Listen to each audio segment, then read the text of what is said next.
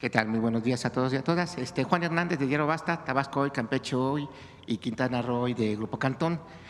Sobre el tema, ¿qué tan complicado o qué tan laborioso ha sido recuperar los valores que se perdieron durante la etapa del neoliberalismo? Y lo planteo de esta manera porque en muchos de los libros pues se quitaron materias como lo que fue civismo, había problemas incluso con lo que eran los honores a la bandera.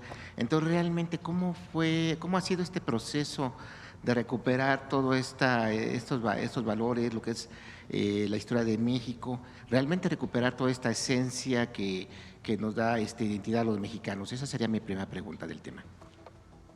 Durante todo el periodo neoliberal dejó de, yo diría dos cosas. Uno, de reconocerse a nuestros héroes y heroínas, incluso en el bicentenario de la independencia y la revolución, surgió pues una corriente que quería denostar al padre de la patria, Miguel Hidalgo y Costilla, al propio Morelos, de la revolución no se diga. Previo a ello, si ustedes recuerdan, quisieron desaparecer incluso a los niños héroes de Chapultepec, de los libros de texto, que además de que sí hay pruebas históricas de que existieron los niños de Chapultepec, los héroes, estos jóvenes que defendieron con su vida la soberanía y la independencia de México frente a la invasión de los Estados Unidos. Todo ello era parte pues de una visión, pienso yo, en donde para ellos México no era ejemplo, quizás hasta les avergonzaba nuestra historia nacional y miraban a otros lados, a otros países. Bueno, en aquella época incluso se habló del fin de la historia.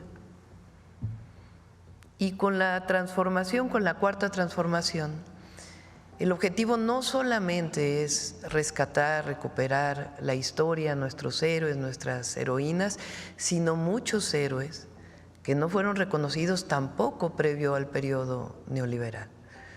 Muchos héroes y heroínas, dirigentes sociales que representaron la lucha por las libertades, por la democracia, en contra del régimen de un solo partido y que nunca fueron reconocidos, inclusive fueron encarcelados. Entonces nos corresponde recuperar el valor, la historia de nuestro país, la memoria histórica, recuperar y reconocer los pueblos originarios previo a la llegada o a la invasión de los españoles, antes después los 300 años de colonia. Entonces, recuperar el origen y recuperar también la historia desde la independencia hasta la fecha. Y también durante la época de la colonia, que hubo muchísimas héroes valerosos que pelearon por la defensa de nuestro México. Entonces, es muy importante reconocer la historia, la memoria histórica, la bandera como un símbolo que nos agrupa, un símbolo de independencia, de soberanía, de historia.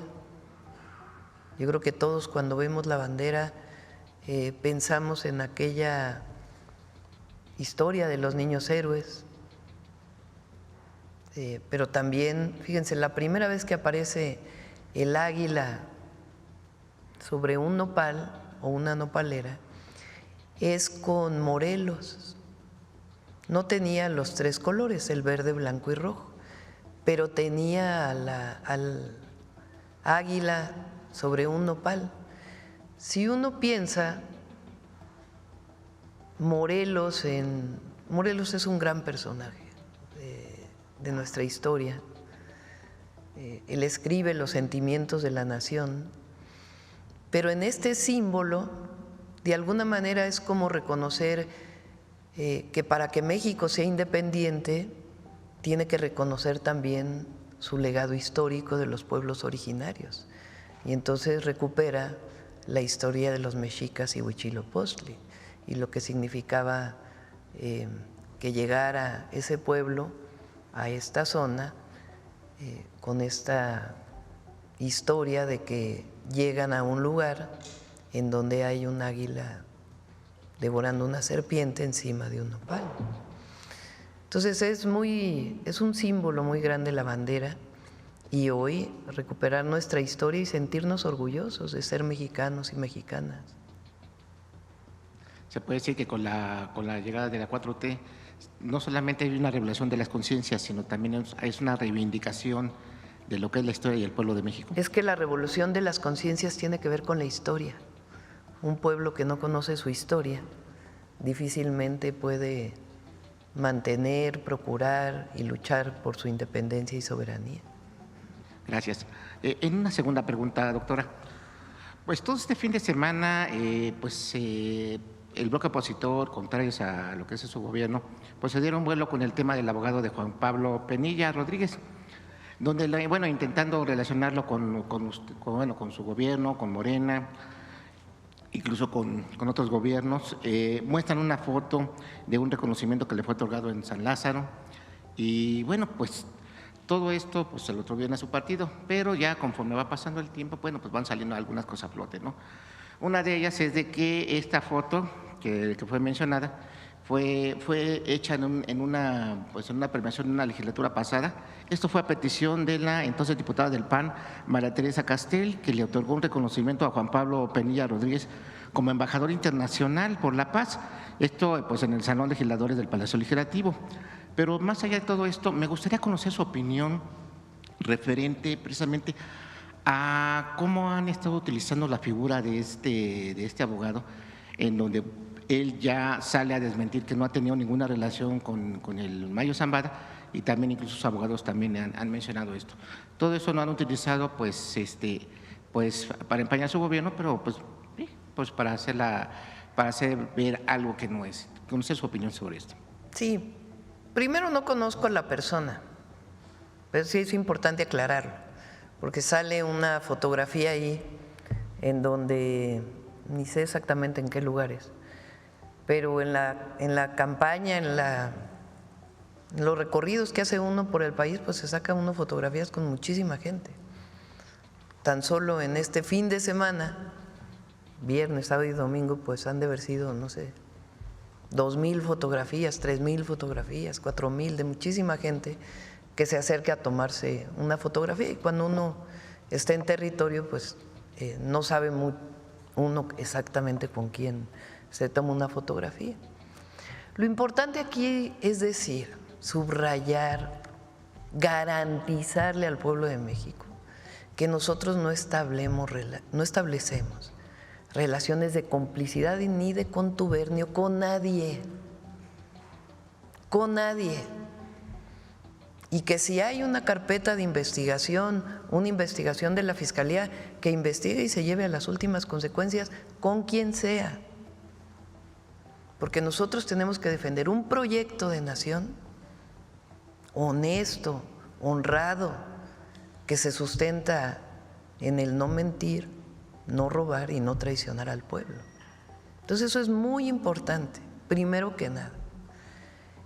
Segundo, pues no sabemos también quién es esta persona. Y ahora resulta que esta persona fue premiado por el PAN, ¿no? Por una diputada, entiendo, del PAN. Así es. Entonces, pero lo más importante, aquí no se establecen relaciones de complicidad con nadie. Como decía Juárez, nada ni nadie por encima de la ley. Y eso es lo que nos da fuerza, lo que nos da autoridad. Entonces eso por encima de todo. Y si hay investigaciones contra esta persona u otra persona cualquiera, que proceda siempre las fiscalías estatales o la Fiscalía General de la República. Digo, le preguntaba eso porque al final de cuentas todo el fin de semana lo estuvieron pues sí, utilizando las redes sociales, se activaron los hashtags. Pero fíjense que no tiene, hicimos un Hay un equipo que nos ayuda a ver cuánto de la red X sobre todo son bots. Los bots son cuentas generadas artificialmente que replican una noticia para hacerlo tendencia. En X una tendencia pues es de cuántas veces y qué tan rápido se repite un hashtag, una frase, Entonces, ¿qué es lo que hacen en esta red? Compran cuentas y hay empresas que se dedican a este pues trabajo que no es muy loable que digamos, ¿verdad? En donde se inventan cuentas y entonces empiezan a subir de manera automática a la red. Entonces, de un estudio que hicimos, 70% eran bots de este fin de semana.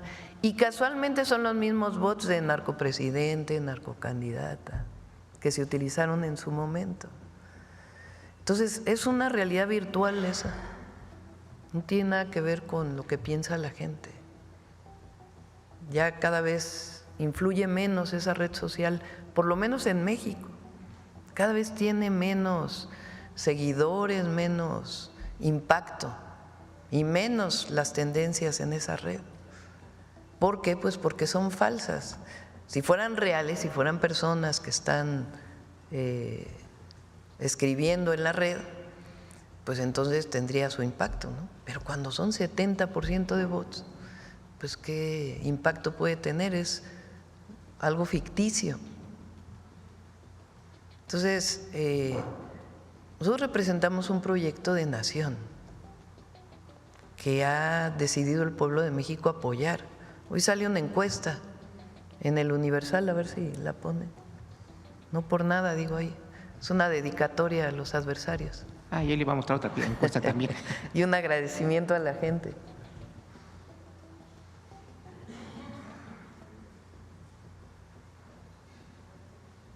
Y es el Universal, que no necesariamente es habla bien de nosotros, al revés. A ver, pero ponle la pregunta.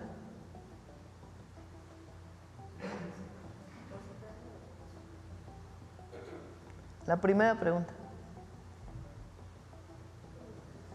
La primerita gráfica.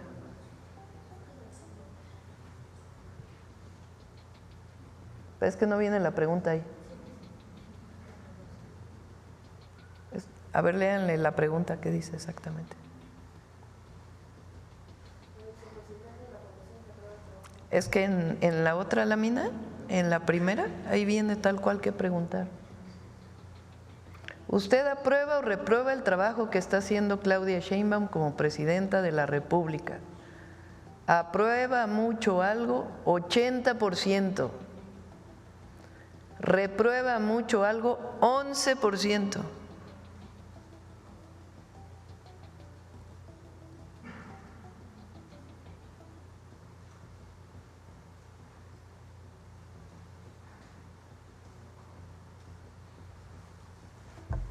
Cuando uno dice la verdad,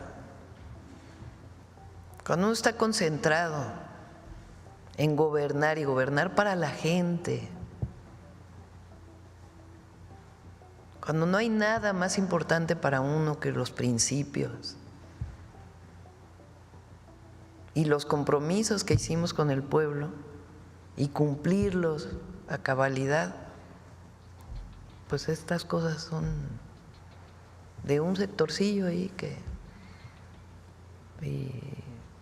y luego resulta que la oposición reconoció a esta persona. Entonces. Y bueno, finalmente, doctora, presidenta, precisamente tocando este tema de las encuestas, se dio a conocer, bueno, ya nos publicamos que, bueno, precisamente estas campañas tengan ese desprestigio, pues se dio a conocer una encuesta internacional de Consulta Morning, en donde la sitúa como la segunda mandataria mejor calificada por encima de Donald Trump e incluso de Justin Trudeau. Esta encuesta, pues también el 2011, en el periodo pasado, pues situó al expresidente Andrés Manuel López Obrador pues como uno de los mandatarios mejor calificados a nivel mundial. Usted pues prácticamente está siguiendo esta misma tendencia. y se reconoce a nivel internacional todo lo que ha sido el trabajo de los mandatarios.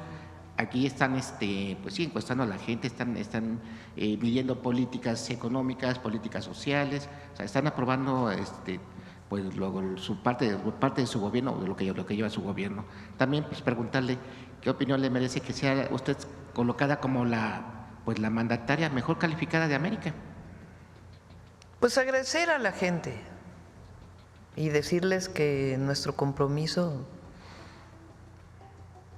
está cada día, 7 días a la semana, 24 horas del día, para servir al pueblo. Para eso nos eligieron. Muy bien, por acá y luego acá. Buen día, Presidenta. Manuel Pedrero, de los Reporteros MX. Andando un poco en la pregunta del compañero, quien empezó a circular esta versión acerca del abogado fue el viernes, milimétricamente para que se desarrollara el fin de semana, Anabel Hernández. Sí. ¿Esto significa algo para usted? Pues el presidente López Obrador habló mucho de esta persona, ¿no?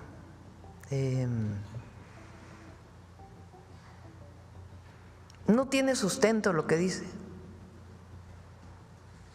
Creo que el tercer debate o el segundo debate a la presidencia, la candidata del PRI sacó el libro de Anabel Hernández,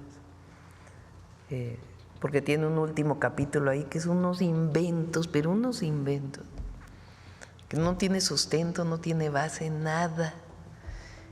Y yo le dije, pues mejor, ¿por qué no leemos ciencia ficción, ficción? Porque es un libro de ficción. Fíjense, esta persona es el testigo principal para que el juez de Barandilla del caso Ayotzinapa esté en los Estados Unidos.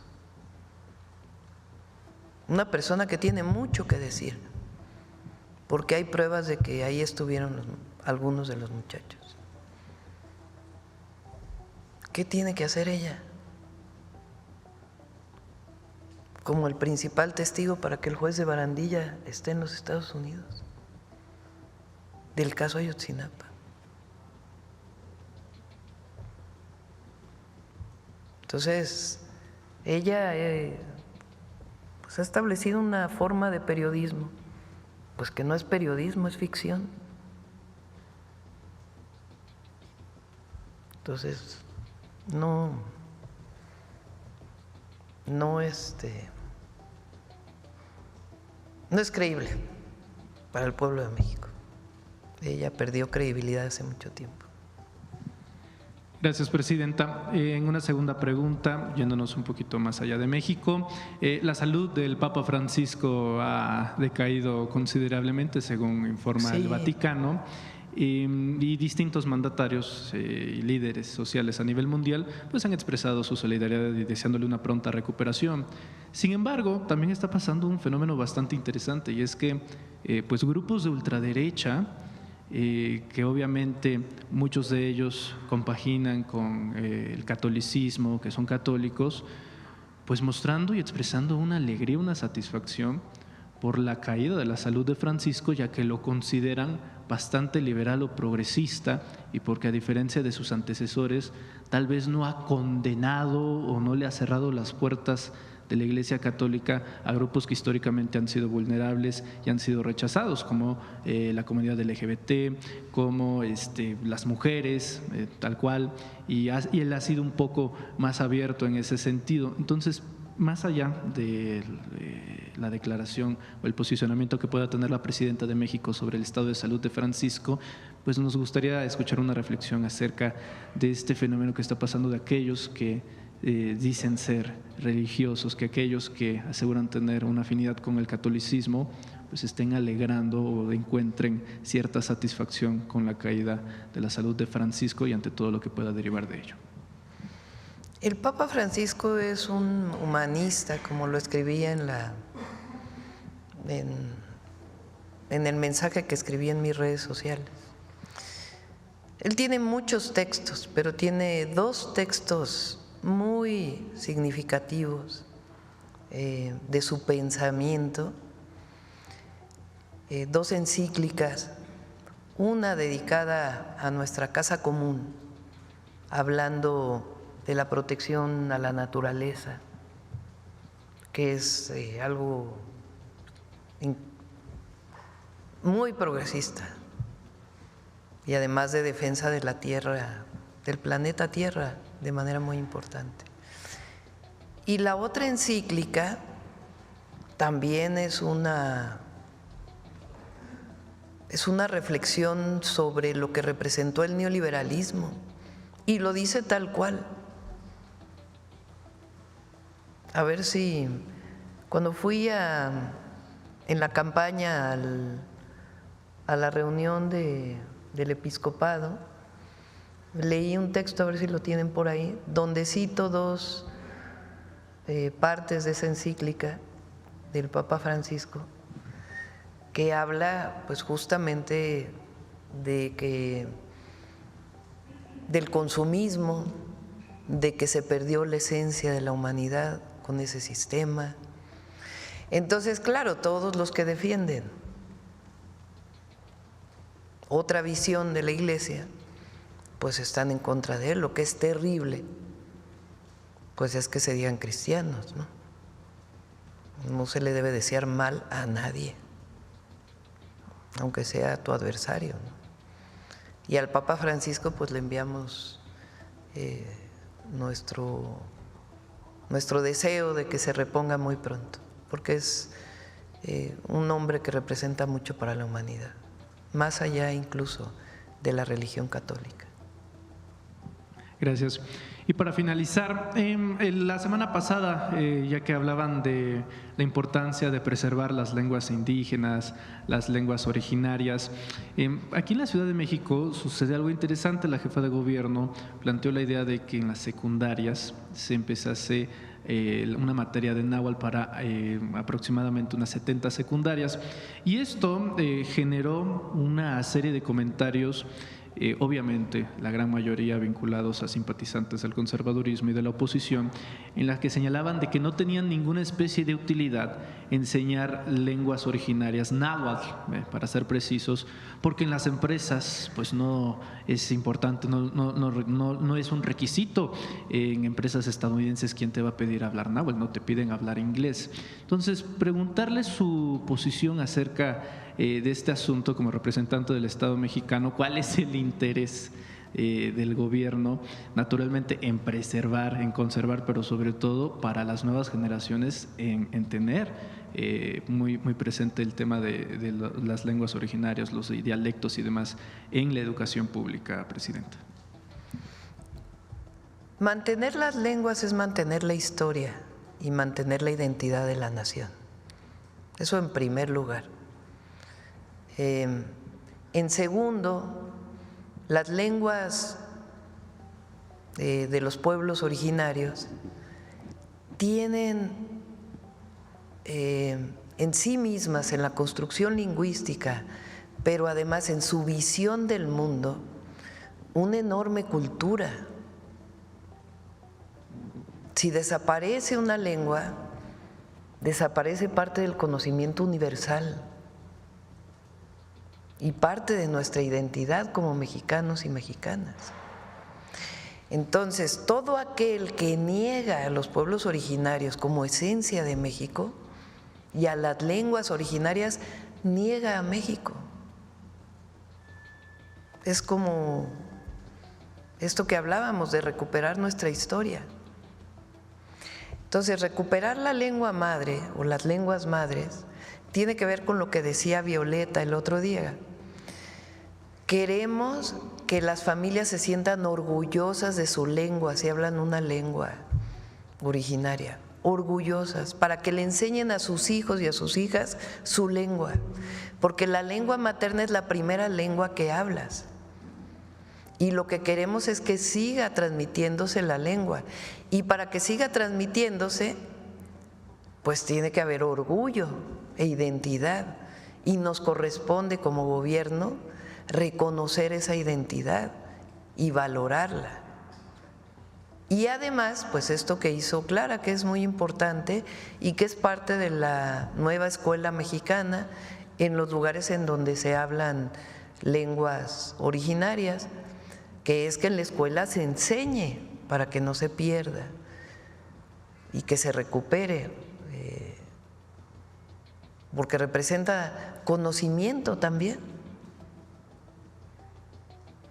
No solamente es la historia, el legado, sino conocimiento. Entonces hay que conservar la lengua madre, las lenguas madres.